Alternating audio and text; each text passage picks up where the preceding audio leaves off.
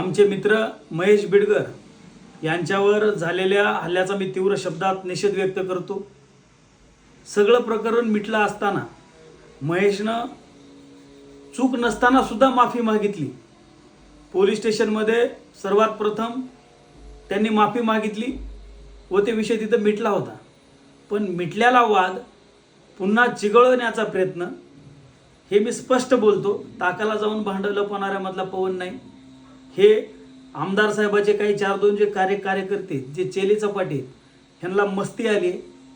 कुठंतरी गावगाड्यातलं पोरग, सर्वसामान्य घरातलं पोरग पुढं येतंय, हे कुठंतरी त्यांना खुपतंय।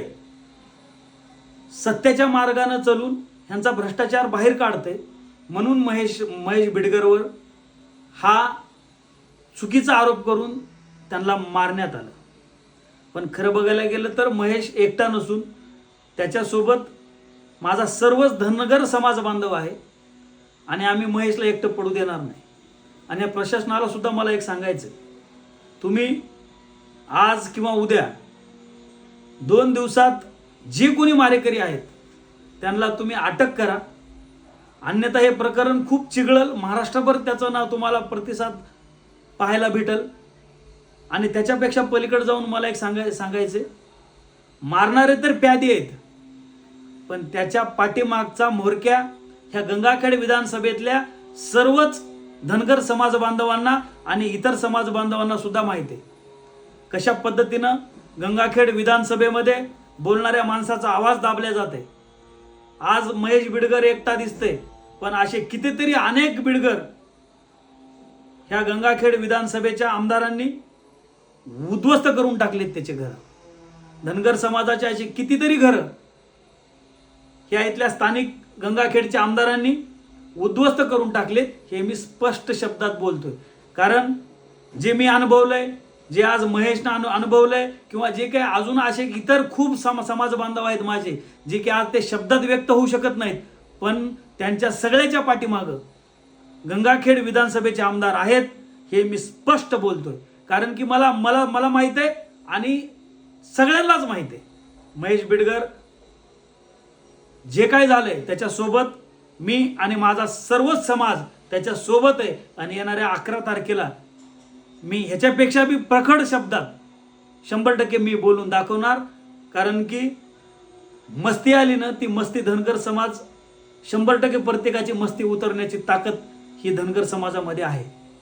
आणि जे बौद्ध समाज बांधव, मला त्यांना सांगायचंय, अशा नेत्यांच्या नादी लागून तुम्ही जे कृत्य केलंय, तुमच्या 4-5 जणांमुळं अख्ख्या बौद्ध समाजाला टीका सहन करावं लागते, ही सुद्धा तुम्ही जाणीव ठेवायला पाहिजे।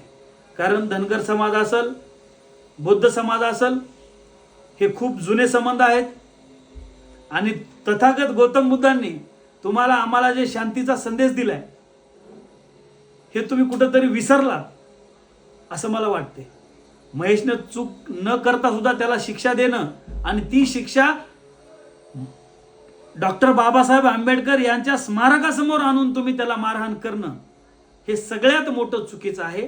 एवढंच मला या निमित्तानं सांगावं लागेल।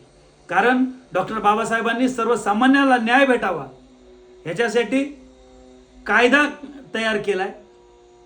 तुम्ही त्या मार्गाने न जाता तुम्ही बाबासाहेब आंबेडकरांच्या स्मारकाच्या समोर आणून एका निष्पाप माणसांना, माझ्या मित्राला तुम्ही जे त्रास दिलाय, ते त्रास महेश बिडकरला नाही तर माझ्यासारख्या सर्वसामान्य माणसाला सुद्धा तो त्रास झालाय।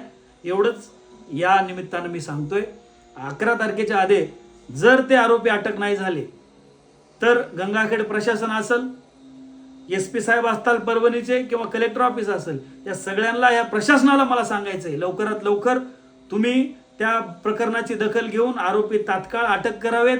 अन्यथा खूप तीव्र आंदोलन आम्ही करू आणि आमच्या समाज बांधवाला आम्ही एकटं पडू देणार नाहीत। एवढंच या निमित्तानं मला तुम्हाला सांगायचं। जय मल्हार, जय ओबीसी, जय शिवराय, जय भीम।